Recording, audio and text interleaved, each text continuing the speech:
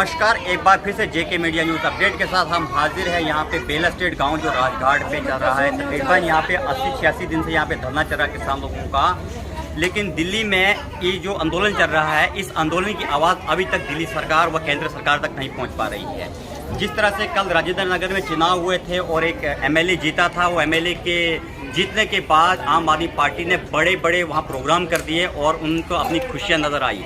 लेकिन आज जिन किसानों की बात हमने वहाँ उठाई थी कि वहाँ पे बेल एस्टेट में जो किसान हैं उन लोगों पे आप क्या कर रहे हैं, कह रहे थे हमारे यहाँ पे मंत्री आए हैं, हमारे कई प्रवक्ता यहाँ पे आए हैं जिनने इनके साथ बात करी है। आज उसी विषय में इन लोगों से बातचीत करने की कोशिश करेंगे। ऐसा कौन सा मंत्री इनका आया था आम आदमी पार्टी का यहाँ पे जो इन लोगों से बातचीत करा था या फिर इन लोगों को अभी तक कुछ इनकी समस्या का समाधान करा था। और मुख्यमंत्री अरविंद केजरीवाल यहाँ तक नहीं पहुँच पा रहे, ये सवाल हमने कल भी उठाया था। इतने मंत्री सब लोगों से सवाल उठाया था हमने कि भाई वहाँ मुख्यमंत्री अरविंद केजरीवाल जी क्यों नहीं पहुँच पा रहे थे। वो कह रहे थे कि हम यहाँ जाते रहते हैं, हमारे सारे एमएलए एमपी यहाँ जाते रहते हैं। आज उनकी ग्राउंड जीरो की रिपोर्ट से हम यहाँ पता करने लगेंगे इन लोगों से कि कितने लोग यहाँ तक पहुँचे हैं और कौन कौन यहाँ पे पहुँचा है। मेरा नाम रेखा है। रेखा जी, मुख्यमंत्री अरविंद केजरीवाल की पार्टी ने बताया कल कि हमारे बहुत सारे विधायक यहाँ गए हैं, बहुत सारे लोग यहाँ पे आए, किसानों के लिए हमने बहुत योजनाएं लाई। आपको क्या प्राप्त हुआ अभी तक? ऐसा है, जब आपने पूछा, जब कोई मतलब जब समाज के सामने बोलता है तो अच्छा ही अच्छा बोलता है। सच्चाई ये है कि हमारे पास अभी तक कोई भी नहीं आया। 4 दिन कम है, हमें पूरे 3 महीने हो गए यहाँ पे बैठे हुए, मतलब कोई कार्यवाही नहीं हुई है। कोई भी वहाँ से यहाँ नहीं आया है। मतलब उन्होंने ऐसा बोल दिया क्योंकि ये सारा मतलब जो उनका मैसेज था सारी दुनिया देखती, पूरी दिल्ली देखती, उन्हें अपने वोट बनाने थे, इसलिए उन्होंने बोल दिया कि बहुत सारे विधायक नेता यहाँ पे आए। और सच्चाई ये है, मुझसे नहीं, आप किसी से पूछ रहे हैं, यहाँ पे कोई भी नहीं आया, किसी ने हमारी कोई सुध नहीं ली है। हाँ, इलेक्शन टाइम में तो केजरीवाल सरकार क्या, बीजेपी क्या, अरे छोटे बड़े जितने भी नेता हैं वो सारे आते हैं, 1 हफ्ते के अंदर सारे विजिट कर जाते हैं और बार बार आते रहते हैं। जब तक इलेक्शन का जो टाइम पास नहीं आ जाता तब तक आते रहते हैं। जैसे इलेक्शन हो जाते हैं उनको गद्दियां मिल जाती हैं, उसके बाद तो हम उनको सोच रहते हैं कि हाँ तो मुड़ते रहते हैं, है ही नहीं, पब्लिक ही नहीं है, कुछ नहीं है। फिर चाहे उनके गेटों के बाहर खड़े रहो, चाहे कितनी भी क्या कहते हैं लेटर लगाओ, कुछ भी करो, फिर वो ऐसे हो जाते हैं जैसे कि हम है ही नहीं उनके लिए। उन्होंने कोई कार्रवाई नहीं की है, ना हमारी कोई सुध ली है। वो जो बोल रहे हैं कि वो यहाँ आए, वो सरासर झूठ बोल रहे हैं, ऐसा कुछ भी नहीं है। अरविंद केजरीवाल की पार्टी ने एक और सवाल उठाया था कि हम यहाँ तो आते आते तो उन्होंने बताया, लेकिन हमने किसानों के लिए बहुत सारी योजनाएं लाई। हमने पूछा कि क्या योजना लाई, उन्होंने कहा किसानों से पूछिए। मैं आपसे पूछना चाहता हूँ कि ऐसी क्या योजना लाई आपके लिए? लाई होंगी योजना, मैं मना नहीं कर रही, और आती भी है योजना, पर वो क्या होती है, वो कागजों में सिमट के रह जाती हैं और वो वहीं तक पहुँच पाती हैं जहाँ पे उनका भला होता है, जहाँ से उन्हें वोट अच्छे मिलते हैं, जहाँ पे उनका वोट जो होता है मजबूत बनता है। वो योजनाएं आती हैं पर हमारे लिए नहीं होती हैं। वो यहाँ पे हम उनके लिए जब तक जायज हैं, जब तक उनके जो इलेक्शन आ रहे हैं, हो रहे हैं, वोट पड़ते हैं, हम उनके लिए नाजायज हो जाते हैं। जैसे नाजायज औलाद कहते हैं ना, उसी तरह का हमारा हिसाब। हमारे लिए कुछ भी नहीं है, हम जायज हैं ही नहीं, हम इंसान ही नहीं। अरविंद केजरीवाल जी की पार्टी के बंधु ने कुछ एमएलए, क्योंकि कुछ छोटे मोटे कार्यकर्ता नहीं, एमएलए बहुत बड़ी रिस्पेक्टिव पोस्ट होती है, उन्होंने कहा हम किसानों को 6-6 हज़ार और 8-8 हज़ार रुपया हर महीने देते हैं, किसान का जो अकाउंट होता है उसमें। आपको मिला? अभी तक हमें तो कुछ नहीं मिला, और बाकी सारे बैठे हैं, किसी को मिला हो तो वो बताए। 1 रुपया नहीं आया है किसी को। बड़ी बड़ी योजनाएं आती हैं और जो क्या कहते हैं सत्ता में बैठे हैं ना, ऊपर से नीचे तक, ये उन्हीं की जेबों में वापस चली जाती हैं। खाली प्रचार के लिए, अपना अच्छा दिखाने के लिए होता है कि हम किसानों के लिए लाए हैं, ये करा है, वो करा है, बहुत कुछ बोलते हैं, पर बनाते सब कुछ है, लौट फिर के ना उन्हीं की जेबों में वो चला जाता है। आम पब्लिक तक, जो बेचारे सच में किसान है, मजदूर है, उन तक कुछ भी नहीं पहुँचता।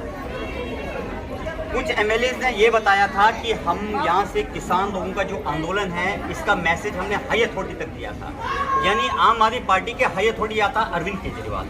अगर वहाँ तक मैसेज गया है तो उसके बाद भी केजरीवाल यहाँ क्यों नहीं आ पा रहा है? यहाँ पे नहीं आया, कोई नहीं आया, और जितने भी आपसे बातें हुई है सारी झूठी हैं, क्योंकि यहाँ अगर उनके पास मैसेज गया तो उनका कोई तो वो नहीं आ पाता, उनका कोई तो साथी आता है। यहाँ पे हमारे यहाँ कोई नहीं आया है, किसी ये आम आदमी पार्टी का एक भी विधायक नहीं आया यहाँ पे कि हमारी सुध ले। वो 3 महीने हमारे होने वाले हैं, आज तक उन्होंने कुछ नहीं किया यहाँ पे आके, ना आके देखा है ना। मैंने देखा उन्होंने कई धरनों में जाते हैं, अपना नाम बड़ा करने के लिए कूद जाते हैं। यहाँ पे क्या हो गया उन्हें? यहाँ तो जो गरीब है, किसान है, वो बैठे हुए हैं जो किसान की बात कर रहे हैं कि हमने पैसे दिए हैं। अरे वो किसान हमें मानते ही नहीं है, हमारी तो किसानी खत्म करी है उन्होंने। ये हमें दिया, जो उन्होंने दिया मैं बताती हूँ क्या दिया है। उन्होंने हमारे घर तुड़वाए हैं, हमारी खेती खत्म करवाई है, हमारे जो किसानी जो हम मेहनत करके खाते थे वो सब खत्म करवाया उन्होंने। हमारे बैंक बैलेंस में ये डाला है और यही सब चीजें हम भुगत रहे हैं, जिसकी वजह से हम यहाँ धरने में बैठे हैं। आम आदमी पार्टी के कई एमएलए ने ये भी कह दिया कल की डेट में, जब इनके मकान टूटे हमने इनके लिए खाना दे दिया, हमने इनको रहने के लिए रैन बसेरे प्रोवाइड कर दिए। रैन बसेरे मतलब ऐसा होता है शेल्टर होम जहां आप परमानेंट मतलब रह सकते हो, जिंदगी काट सकते हो। आपको कहाँ मिले रैन बसेरे? जाके उनसे पूछना, उनका इंटरव्यू लेने की उनका घर परिवार है नहीं है, वो कोई सामाजिक जिम्मेदारी उठाते हैं नहीं उठाते। वो ऐसे ही मतलब जिनका जिंदगी का कोई उद्देश्य नहीं है, उनके लिए दिखावे के लिए उनको रैन बसेरे, उनके स्वास्थ्य के लिए, मोहल्ला के लिए, उनको खाने की सारी व्यवस्था, उनको किस लिए? ताकि जो जहाँ से निकले गुजरे सब देखे कि हाँ केजरीवाल सरकार गरीबों के लिए कर रही है। और यहाँ के जो किसान मजदूर हैं, जो मेहनत मजदूरी से अपने घर परिवार का पालन पोषण करते हैं, उनको आज ऐसा मतलब हाथ पैर काट के यहाँ बैठा दिया है। वो उनकी सुध नहीं ले रहे, क्यों नहीं ले रहे? कि ये चारों तरफ से हमारे जंगल उगा दिया, ऊपर हमारे सीमेंट पोत दे दिया, हमें कीड़ा मकोड़ा समझ के उसके नीचे दबा दिया। हमें तो कोई देख ही नहीं रहा, हमारे साथ जो हो रहा है सो हो रहा है। हम अगर वहाँ बैठ जाए, हमें दिखे तो शायद वो हमारे लिए भी कुछ करते हैं। अभी तो उनके लिए मानते हैं विकास कर रहे हो, ये सब कुछ कर रहे, पर हम भी तो इंसान है ना।